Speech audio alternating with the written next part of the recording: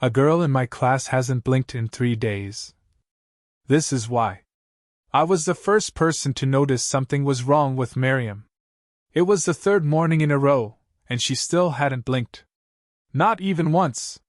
Her eyes were wide, shiny, and so dry that the skin around them looked like cracked paper. She sat at her desk, staring straight at the blackboard, not moving, not crying, not even breathing loudly. Everyone else thought she was just acting weird, but I knew better. Because that morning, when I leaned closer to her to check if she was okay, her eyes moved without her head moving. They shifted to look directly at me, fast, too fast, like a camera snapping into focus. And then she whispered something that froze my whole body. "There, behind you." I didn't turn. I was too scared. But I felt a cold breath on my neck. Before I could look, the classroom door slammed shut on its own.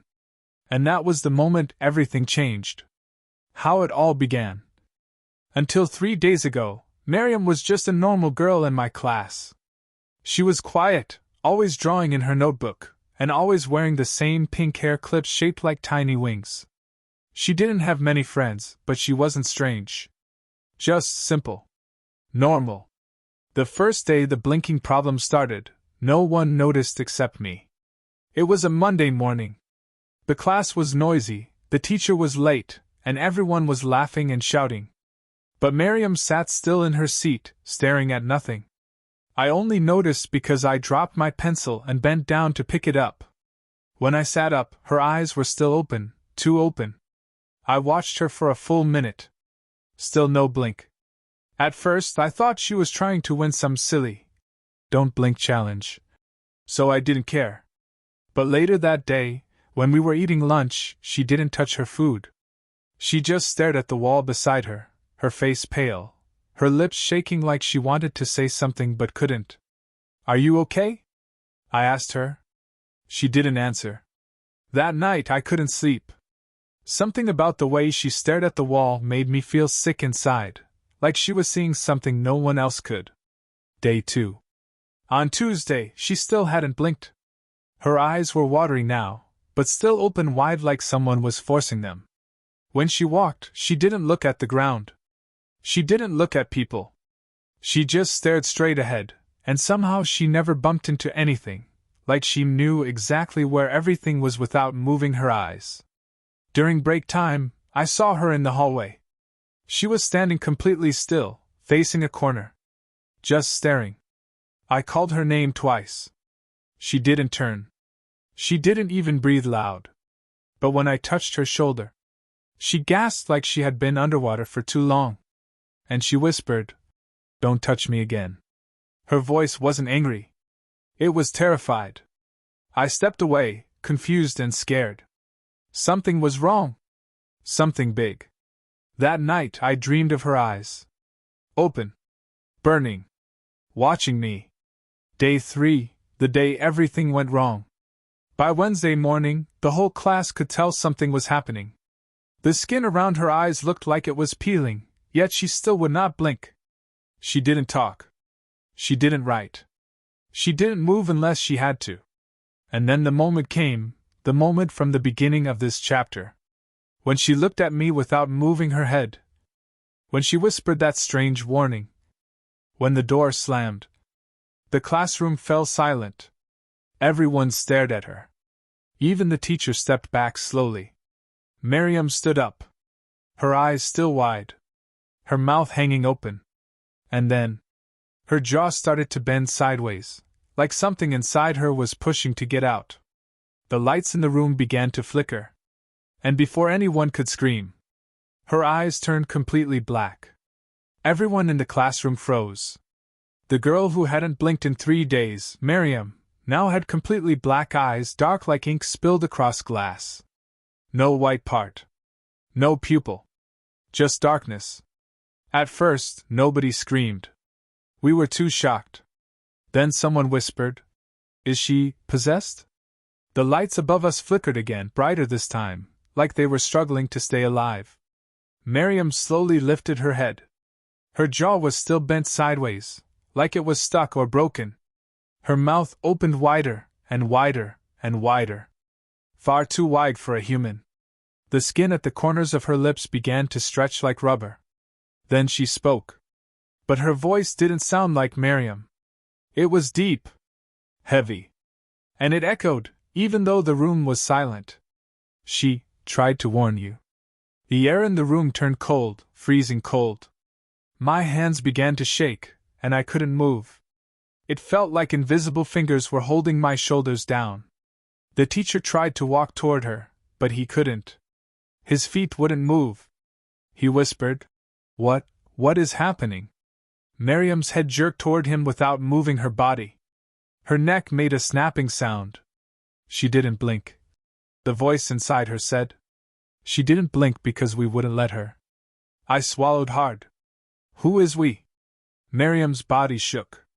Her fingers twisted and cracked like someone was bending them backward. Then the voice answered. The one she sees when her eyes stay open. Everyone backed away. Some students cried. One boy fainted. And then, all the windows in the classroom shattered at once. Glass rained everywhere, sparkling like tiny knives. Wind blasted through the room even though it was a hot day. That was the moment Miriam moved. Fast. Impossible fast. 1 second she was standing. The next second she was right in front of me. Her face was inches from mine. Her black eyes were so close I could see tiny shapes moving inside them. Like shadows crawling. You saw them too, she whispered. My heart stopped. I had no idea what she was talking about. But then I remembered. The cold breath on my neck. The feeling of something behind me. The dream I had last night, her eyes watching me. I stepped back, shaking. I didn't see anything. Her head tilted sideways in a strange, jerky movement. They chose you next. I felt like someone punched my stomach. I struggled to breathe. No, leave me alone, I shouted. But she just stared. Not blinking. Not breathing normally. Just staring at me with eyes full of moving shadows. The teacher finally gathered enough courage to grab a broom and swing it toward her, yelling, Miriam, stop this. The broom never touched her. Something invisible blocked it, shattering the wooden handle in half. The pieces flew across the room. The teacher fell back, terrified. Miriam turned again to face the class. Her shadow on the floor stretched unnaturally long, reaching across the room like long arms. Then she lifted her hand and pointed at the door. Slowly, it opened by itself. Run, she said in that deep voice. But it won't matter. Everyone rushed to escape. Kids were screaming and tripping over desks. Paper flew everywhere. But as I ran toward the door with the others, I heard Miriam call my name. Don't run, Yusuf. I froze. She shouldn't know my name. We barely talked. And her voice, it sounded almost like she was begging me to stay. I turned around slowly. Her eyes were still black. But now they were leaking black tears that dripped down her cheeks like ink. Please, she whispered in her own voice now. It's behind you again. My whole body tensed. My breath stopped. Slowly, very slowly, I turned my head and saw a tall, thin shadow standing right behind me. Its hand was already reaching for my neck. Its fingers felt cold, so cold it burned, like ice pressing into my skin. I wanted to scream, but no sound came out. My whole body froze, as if the shadow had pulled something out of me, something heavy and important. Miriam's voice shook. Don't let it hold you. If it holds you too long, you won't come back. The shadow's fingers slid across my shoulder. It wasn't like a normal hand. It felt thin, like wires, and long enough to wrap all the way around my neck. I tried to move. My legs wouldn't listen. Then suddenly, Miriam lunged forward. She grabbed my arm and pulled me away from the shadow. I fell to the ground, coughing and shaking. The shadow let out a low hiss, like wind blowing through broken glass. The classroom lights flickered again, almost bursting. Then Miriam fell to her knees. Her eyes were still black, but the shadows inside them were twisting faster now, like they were angry. You have to blink, she whispered, struggling to breathe. It hates blinking. That's how it enters. I stared at her, confused and terrified. Why you? Why me? Her voice cracked. I saw it first. 3 nights ago. In my room. I looked at it, and I didn't blink fast enough. The shadow moved closer, stretching tall until its head almost touched the classroom ceiling. Its arms dangled like long ropes. Miriam crawled toward me. It follows whoever sees it. If you close your eyes fast, it goes away. But if you don't blink, it climbs inside. I felt sick. So that's why your eyes. She nodded weakly. It forced them open so it could stay in our world longer. The shadow suddenly rushed forward. I turned my head and blinked hard. The creature paused, shaking like it was made of smoke. It hates blinking, she repeated. Blink again. I squeezed my eyes shut and opened them fast. The shadow screamed, silent but deadly. The air in the room shook as if a storm was trapped inside it. Miriam pointed at the doorway. Blink and move! Don't stop! We ran, or tried to run, blinking over and over as fast as we could. Every blink made the shadow flicker like a bad picture on a TV screen. But it followed us. Down the hallway. Around the corner. Sliding on the floor like a dark wave. The more we blinked, the weaker it became.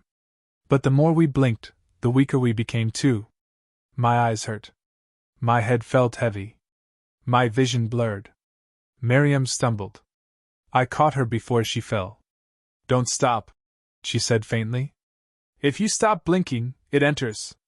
We reached the school's front door, but it slammed shut before we touched it, sealing us inside. The shadow appeared behind us, stretching taller, wider, thicker.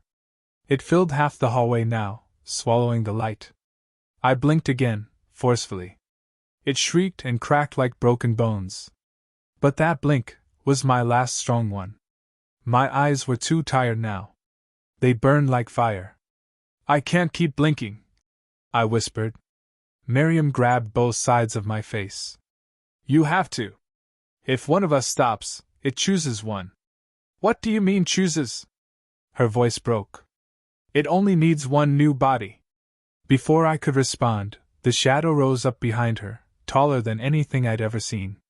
Its arms opened like a giant dark mouth. Miriam stepped in front of me. Blink, Yusuf, she said softly. And let it take me instead. No! Miriam. She smiled, a sad, tired smile. I haven't blinked in 3 days. I'm already half gone. The shadow wrapped its arms around her body. Miriam! She closed her eyes, for the first time in 3 days. One soft blink. And the shadow swallowed her whole. I screamed as the darkness exploded like a wave and then vanished, along with her. All that remained was silence. And the sound of my own breathing. The school lights stopped flickering. The cold disappeared. The shadow was gone. But her pink wing-shaped hair clip lay on the floor, cracked in half. I picked it up with shaking hands. Then I heard a whisper behind me. A voice I knew too well. You blinked, Yusuf, but it saw you. I turned around slowly. There was nothing there. But in the reflection of the hallway window, my own eyes were starting to turn black.